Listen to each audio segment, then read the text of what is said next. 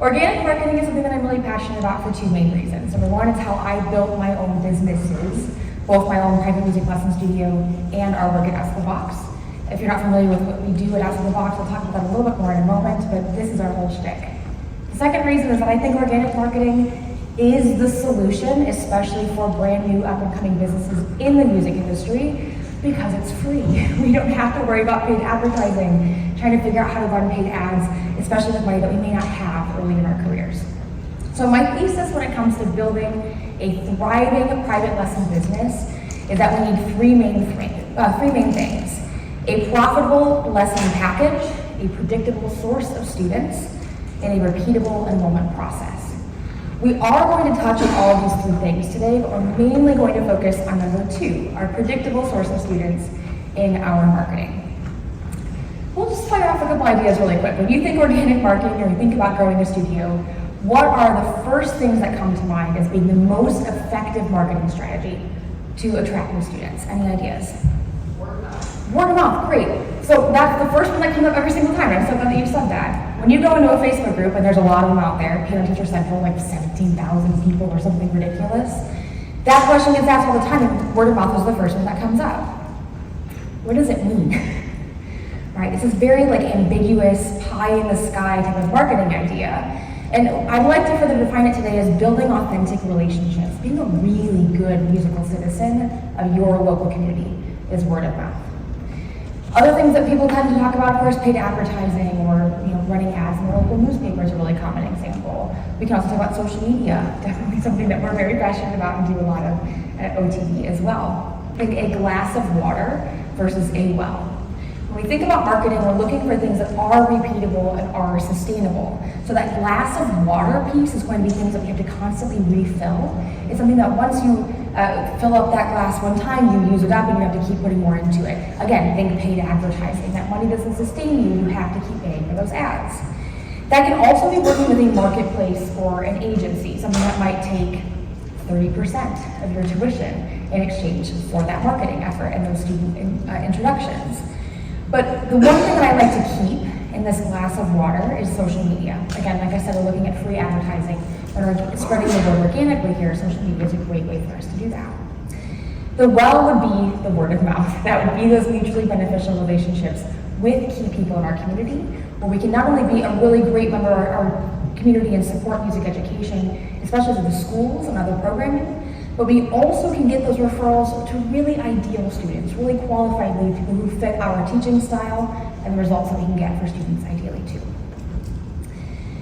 When we work with Ask the Box, we have a growth action plan. And so what I'm showing you right now is just the 6 steps that I think every studio really needs to take in order to grow their studio. And again, we're talking mostly about marketing today, but these are all going to impact that.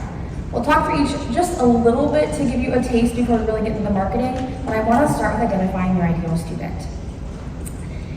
Here's my hot take. Every single thing that you do in a lesson business, everything that you do in business, period, should come down to who your ideal student or your ideal customer is.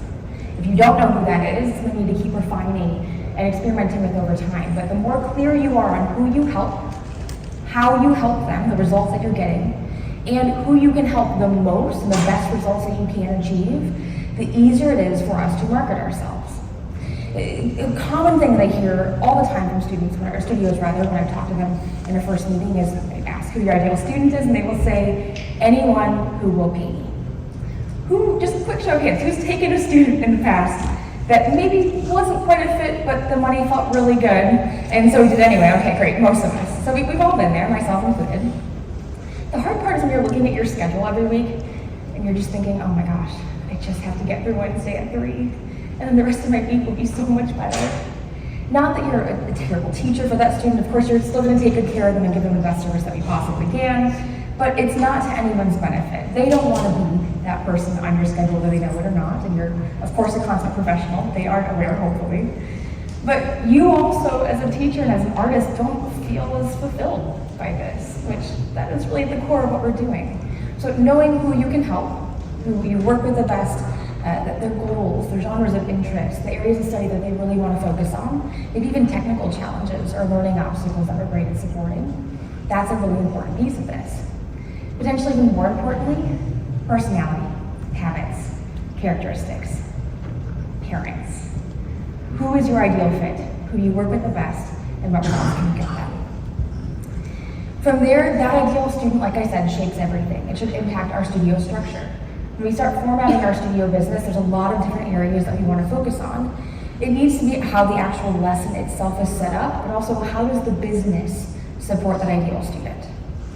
It's probably pretty safe to say that our ideal student, for the most part, is someone who comes consistently to lessons, well prepared, and has a supportive family or colleagues and friends at home to support them in their journey and their goals as well, at every age and every level. When we look at our studio structure, policy is, of course, a really big part of that. So not only does your schedule and the actual lessons that need to match and support them, but when you're looking at marketing the service, the policy and how the service delivery actually functions is important as well. So knowing that our policy, our makeup lesson policy, our tuition policy is really going to incentivize more consistent attendance and practice and preparation means that not only do we have our ideal student, but we're giving them ideal results, which means that they then spread the word and bring in more ideal students to get ideal results, and that flywheel starts to occur. We also want to think about building our foundational marketing presence. When we think about foundational marketing presence, this is what someone might see from us before they even contact us for a consultation or a trial lesson. A quick show of hands, who has a website up and running for their own personal services right now? Okay, good. How many of you right now feel like that website fully dictates and aligns with your, rather than dictates, describes and speaks directly to your ideal student? Much fewer hands looking around the room, awesome. So the more specific that we can be, again, in our marketing, the easier it is for a potential student or parent to figure out that they are our ideal student. When we tend to market in this very general way of, again, I can help anyone with anything, or I'll teach anyone who is interested in learning the clarinet, in my case. The issue that we run into is people read that marketing and they can't really tell if it's for them. But the more specific we are, describing that ideal student, showcasing results, and better yet, using testimonials from ideal students who are getting those aligned and ideal results, the easier it is for someone to visit that website or view that flyer, maybe sent on your behalf from a school music teacher, or view your social media profile and think, that's me, that's my kid. This is exactly what we're looking for, and what they offer is really supportive. A personal example I'll use here, my own studio, my own ideal student, is someone who has very high anxiety. I like working with high general anxiety students, high performance anxiety. My very first boss ever is in the room right now, and she's laughing hysterically because that was me when I was a kid. Shocker. And that's pretty typical. Our ideal student tends to be who we worked with, or who we ourselves were when we were younger. So when you look at my website, I'm talking about not the anxiety, but I'm talking about the confidence building. I'm talking about overcoming those concerns, self-expression in a really comfortable and confident way, because that's what parents and students are looking for if they themselves present with those concerns.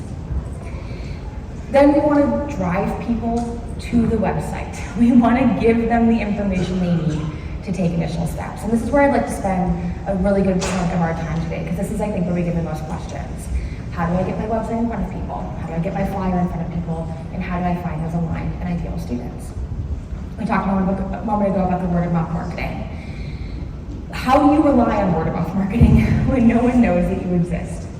In 2019, we moved back from Georgia after finishing my master's degree in classical clarinet performance and literature, back to Wisconsin.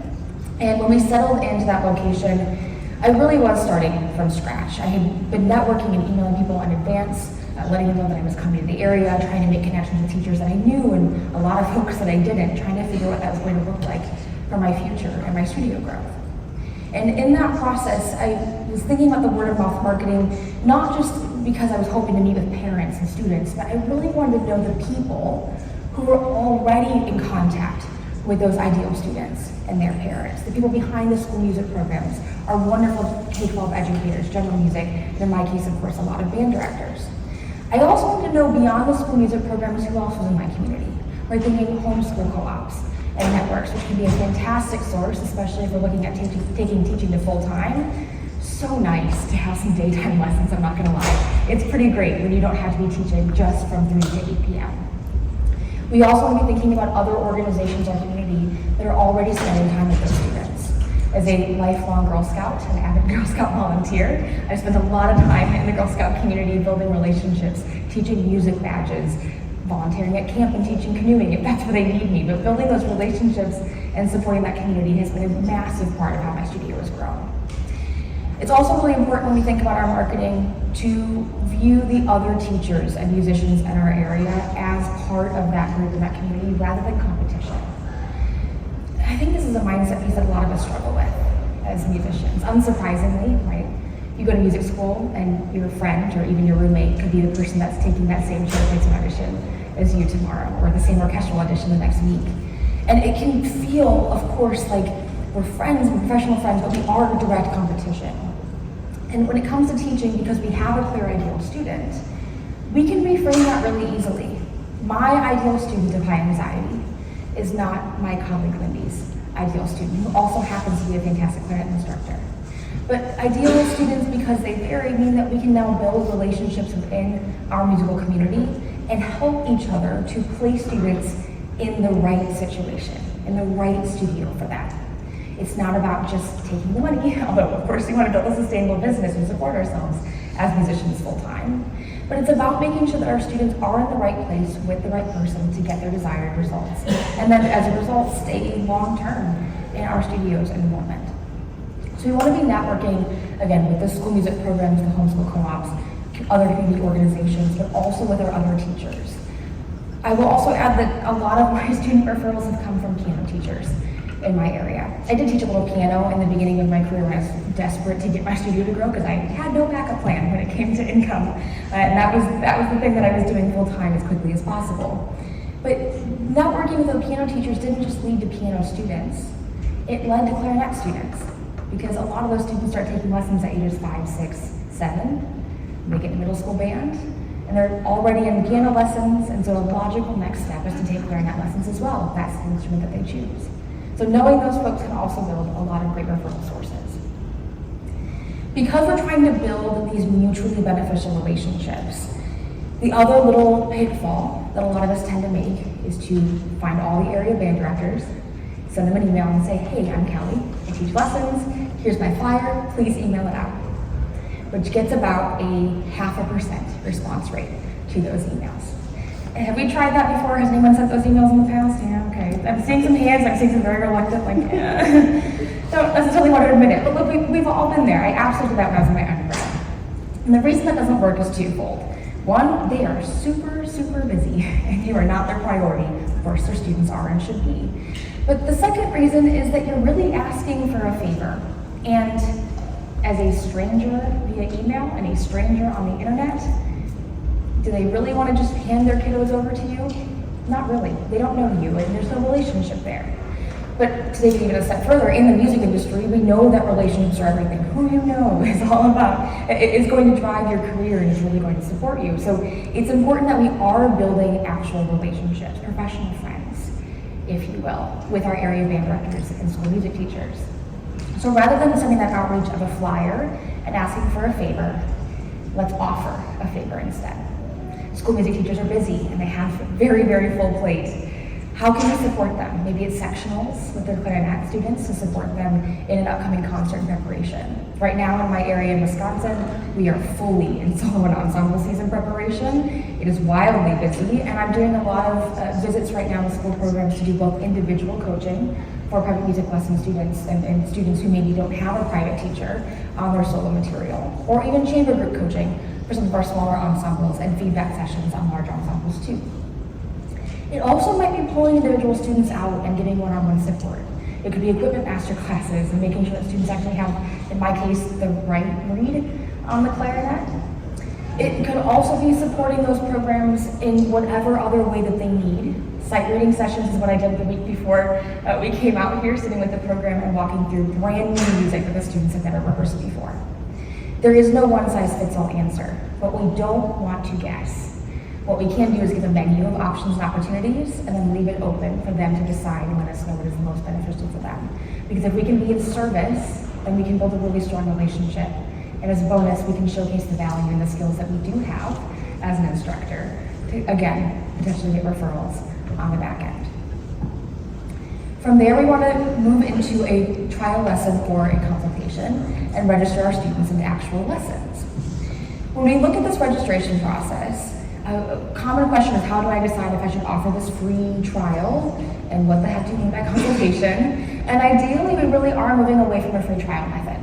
I think it serves a great purpose early in our careers when we don't have a lot of teaching experience yet. I think it's great to showcase what it is that you're capable of and give a little quick micro lesson to showcase the value and your personality in that lesson experience. But as the studio grows and as we have social proof, meaning we have testimonials and we're getting students' results on a regular basis, ideally we're moving into this consultation method. Because we've built this really strong marketing foundation, they've been to our website, they know who our ideal student is, and they have self-selected in to identifying themselves as a potential ideal student. This consultation process is now an opportunity for us to interview them, to make sure that we also agree that this is an aligned fit. I'm asking about their interests and their goals, both in music and beyond.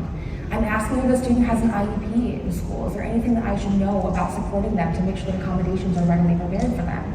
And if it's not a fit, this is also a great opportunity for me to refer them to another teacher in my local network and make sure that they are with the right person for their needs. The consultation step, in my kind of definition, has three main parts to that process. The interview we talked about a moment ago. The second step is walking them through what it is that we offer and what the structure of lessons is going to entail. And then hopefully, finally, we agree that it is a mutual fit and we're ready to move forward, and now we talk about policy.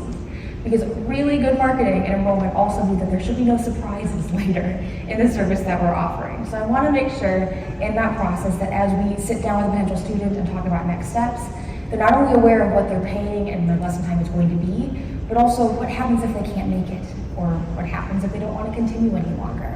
What do those processes and communication need to entail? Finally, when we move forward into our long-term enrollment with our students, we're really looking for high-quality testimonials. Ideally, 4 to 6 in the next year would be an incredible goal to set for your studio. And when I say high-quality testimonials, I mean we're looking for more than just a nice text or an email that we copy and paste and put on our website. Of course, that's a wonderful thing to see and to get, but when we get a review, let's say on Google, and that's a public-facing 5-star review, not only does it build a little more credibility, we know it came from a real person, and that definitely helps, but it's also something that boosts our search results. So when someone is in Google looking for clarinet lessons near me, my hope is that not only does my website pop up, but also that Google business page with a 5-star listing right there. And not only can they click through my website, but they can also see the reviews right away listed publicly and decide to even go to the website. It should send them there a little bit faster as well. I'm also a massive fan of video interview testimonials. These are a little bit outside of our comfort zone, I recognize that, but when you have a long-standing relationship with a family or a student, especially one that's left you that 5-star review already, asking for a little bit of their time, usually on Zoom to hit record, can be a great way for us to not only showcase their experience, but apply their intonation, their inflection, really the real intent behind what it is that they're saying. Better yet, because I'm the other side of that interview, you see my personality and working relationship with that potential parent or student. I want to give a window not only into the lesson process, but what it really feels like to work together long term. So the rapport that we've built, the ease and the conversation. And as they're providing more context and details than they definitely would in a written review, it's so easy for a potential parent to again hear that and start to understand if it is going to be, hopefully, an aligned fit. Here's that growth action plan one more time in case anyone didn't get a picture. I saw some thumbs up earlier, but now's a great time if you'd like to revisit that. I want to make sure that we set aside plenty of time for questions. I think we've got about 5. So I'm happy to open the floor to questions now. I also will give you all of my information here as well. I'm very active on social media. I know we didn't talk a whole lot about social media growth today because we're talking about some of the low-hanging fruit, if you will, in our organic marketing. But I do a lot on social media and have a lot of free resources about private music education. Please feel free to use them. That is literally why they are there.